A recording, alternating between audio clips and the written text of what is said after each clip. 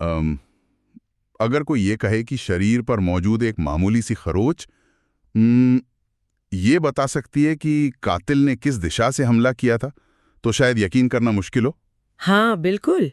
पर देखिए, फोरेंसिक विज्ञान में एक खरोच सिर्फ चोट नहीं है, वो एक गवाह है। सही कहा। तो आज हमारे सामने फॉरेंसिक मेडिसिन के रिसर्च पेपर्स और केस स्टडीज का एक पूरा स्टैक है, और आज के इस गहरे विश्लेषण का मिशन है मैकेनिकल इंजरीज के पीछे छिपे विज्ञान को डिकोड करना। और इस विषय को गहराई से समझने के लिए ना, सबसे पहले हमें कानूनी और मेडिकल परिभाषाओं का अंतर समझना होगा। देखिए, भारतीय दंड संहिता यानी आईपीसी के सेक्शन 44 के तहत इंजरी बहुत व्यापक है। अच्छा, मतलब ये सिर्फ शारीरिक नहीं है, राइट? एकदम सही। किसी व्यक्ति के शरीर, मन, प्रतिष्ठा या संपत्ति को अवैध रूप से पहुंचाया गया कोई भी नुकसान इंजरी कहलाता है। तो फिर वूंड यानी घाव क्या है? क्या मेडिकल भाषा में ये दोनों एक ही बात नहीं है? मैं तो यही सोच रहा था। नहीं, घाव या वूंड ना चोट का एक बहुत ही विशिष्ट प्रकार है।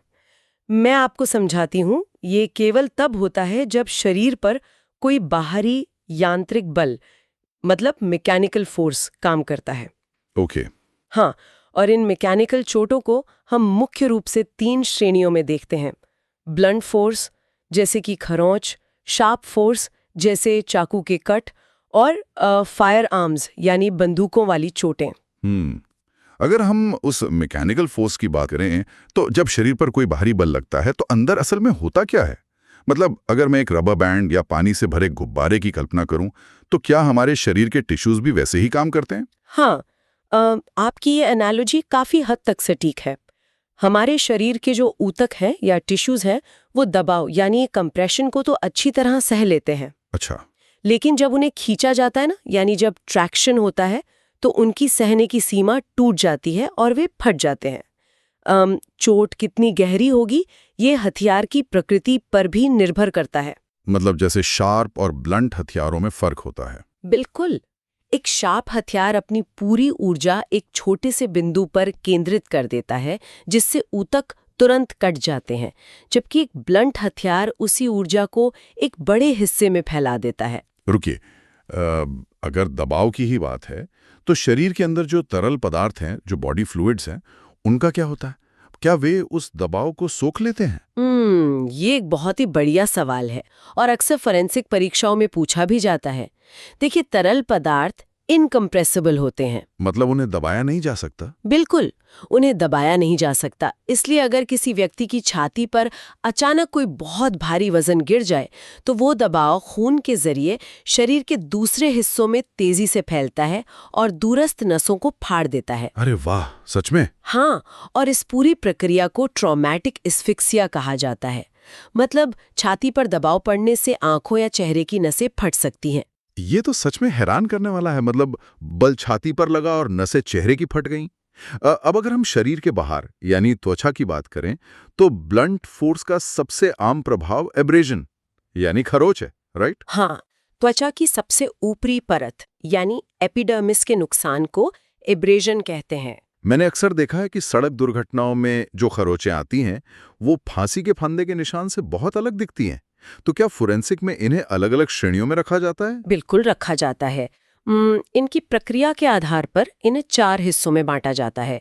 जो खरोच किसी नुकीली चीज से लगती है उसे स्क्रैचेस कहते हैं, और सड़क या किसी खुरदरी सतह पर रगड़ने से जो होता है वो ग्रेजेस है। और फांसी के फंदे वाला निशान? हाँ, फांसी के फंदे जैसी स्थिति में जहां 90 डिग्री का सीधा अंदरूनी दबाव होता है, उसे प्रेशर एब्रेजन कहते हैं।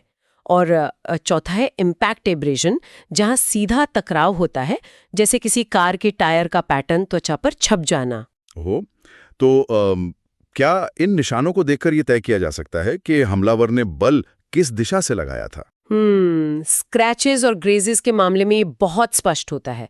जब कोई वस्तु त्वचा पर रगड़ खाती है, तो वो एपिथेलियम की परत को छीलती हुई आगे बढ़ती है। ओके, तो वो छिलका कहीं जमा हो जाता है। एकदम सही। ये छिले हुए ऊतक, जिन्हें हम टैग्स कहते हैं, हमेशा खरोच के अंतिम बिंदु पर जाकर जमा हो जाते हैं। मतलब जहां टैग्स जमा है, बल उसी दिशा में गया था। ये तो क्राइम सीन रिकंस्ट्रक्शन के लिए बहुत ही काम की जानकारी है।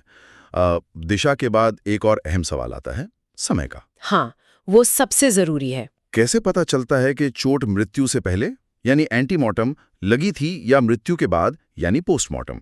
क्योंकि अक्सर दोनों निशान एक जैसे लग सकते हैं। इसके पीछे का जीव विज्ञान बहुत सीधा है। देखिए, मृत्यु से पहले दिल धड़क रहा होता है ना? इसलिए जब चोट लगती है तो वहां खून का बहाव होता है, सूजन आती है। इसे वाइटल रिएक्शन कहते हैं। अच्छा, मतलब शरीर का अपना एक रिस्पॉन्स होता है। बिल्कुल। इसी वजह से एंटीमॉर्टम खरोच का रंग चमकीला लाल भूरा होता है और उस पर बनने वाली पपड़ी या स्कैब थोड़ी उभरी हुई होती है। तो इसका मतलब है कि पोस्टमार्टम खरोच में ऐसा कोई वाइटल रिएक्शन नहीं होगा क्योंकि दिल तो काम नहीं कर रहा है। एकदम सही समझा आपने। खून का बहाव न होने के कारण पोस्टमार्टम खरोच का रंग पीला या पारदर्शी होता है। उसकी पपड़ी दबी हुई होती है और त्वचा सूखकर चमड़े जैसी सख्त हो जाती है। पार्चमेंट जैसी। हाँ, पार्चमेंट जैसी। और ये अक्सर हड्डी वाले उभरे हिस्सों पर पाई जाती हैं। इसके अलावा अगर चोट एंटीमॉर्टम है तो उसके रंग बदलने की प्रक्रिया से हम चोट लगने का समय भी बता सकते हैं। जैसे कि ताजी चोट का एकदम लाल होना। हाँ, ताजी चोट चमकीली लाल होती है, फिर 12 से 24 घंटे में वो सूखकर लाल स्कैब बन जाती है और उसके बाद 2 से 3 दिन में रंग लाल भूरा हो जाता है और 4 से 7 दिन के भीतर वही खरोच गहरे भूरे या काले रंग में बदल जाती है। इससे ये साफ हो जाता है कि अब्रेजन का मेडिको लीगल महत्व सिर्फ चोट तक सीमित नहीं है। मतलब ये हथियार की पहचान, हमले की दिशा और घटना के समय का एक सटीक टाइमर है। बिल्कुल। फोरेंसिक जांच में यही छोटे छोटे सुराग पूरी घटना की तस्वीर साफ करते हैं और सच्चाई को सामने लाते हैं। तो हमारे श्रोताओं को भी ये समझ आ गया होगा कि अगली बार जब कोई मामूली सी खरोंच दिखे तो याद रखना होगा कि वो बहुत कुछ कह रही है। हाँ, हर खरोच की अपनी एक कहानी होती है। बिल्कुल। लेकिन जाते जाते एक सोचने वाली बात छोड़ के जाते हैं। मान लीजिए अगर किसी व्यक्ति की हत्या कर दी जाए और फिर उसे घसीटकर किसी दुर्घटना स्थल पर फेंक दिया जाए, एक फेक एक्सीडेंट बनाने के लिए। हाँ, तो क्या पोस्टमार्टम एब्रेजन का वो सख्त चमड़े जैसा रूप हमेशा जांचकर्ताओं को भ्रमित कर सकता है, या फिर सेलुलर स्तर पर कुछ और भी ऐसा है जो बिना खून के बहाव के भी मौत के बाद लगने वाले इस यांत्रिक बल के रहस्य को उजागर कर सकता है? ये एक ऐसा सवाल है जो फोरेंसिक विज्ञान की सीमाओं को और आगे ले जाता है।